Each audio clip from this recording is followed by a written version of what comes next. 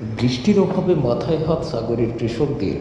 বর্ষাকাল এসে গিয়েছে, তবে পর্যাপ্ত বৃষ্টির অভাবে খরিফ চাষের বীজতলা তৈরিতে সমস্যায় পড়ছেন সাগরের কৃষকরা। তবে এই বিষয়ে এক কৃষক জানান, দীর্ঘদিন ধরে বৃষ্টি না হওয়ায় তাদের বীজতলা সব চুঁয়ে যাচ্ছে রোদে। সমস্যায় পড়তে হচ্ছে তাদের।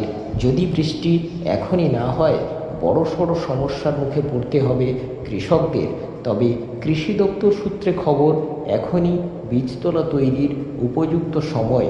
অন্য বছরগুলিতে এই সময় বেশিরভাগ এলাকায় ধান বোয়া শুরু হয়ে যায়, কিন্তু এবছর জেলায় পর্যাপ্ত বৃষ্টি না হওয়ায় বীজতলা ফেলতে চাষিরা সমস্যায় পড়ছেন। আবার যারা খুব তাড়াতাড়ি বীজতলা করে ধান লাগিয়ে ফেলেছেন, তাদেরও মাথায় হাত। অন্যদিকে আবার যাদের সামান্যতম বীজতলা হয়েছিল, অতিরিক্ত তাপপ্রবাহে তা পুড়ে যাচ্ছে। স্থানীয় ও কৃষি দপ্তর সূত্রের খবর, সারা বছরের সংসার চলার জন্যে এই সময়ই তাদেরকে ধান চাষ করতে হয়, আর সেটা সম্পূর্ণ নির্ভর করে বৃষ্টির উপরে।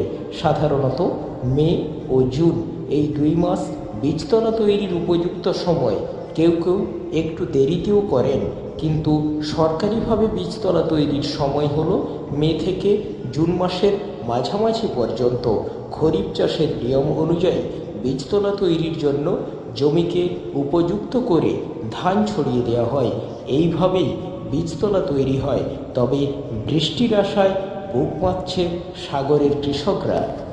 আমরা বীজতলা করে ফেলেছি, চাষের সব প্রস্তুতি নিয়ে নিয়েছি, মাঠ সব নাগল হয়ে গেছে, শুকনো হয়ে যাচ্ছে, ফেটে যাচ্ছে, জল নেই। আর বীজ ধান শুয়ে যাচ্ছে, সেগুলো রোপণ করতে পারছি না। কী করবো আর? এই মাঠে জল নেই, প্রচুর ক্ষতি হচ্ছে, বীজ ধান নষ্ট হয়ে যাবে। আর তো বীজতলা হবে না, বীজতলাগুলো মরে যাচ্ছে, শুকনো হয়ে যাচ্ছে, নোনা লেগে যাচ্ছে।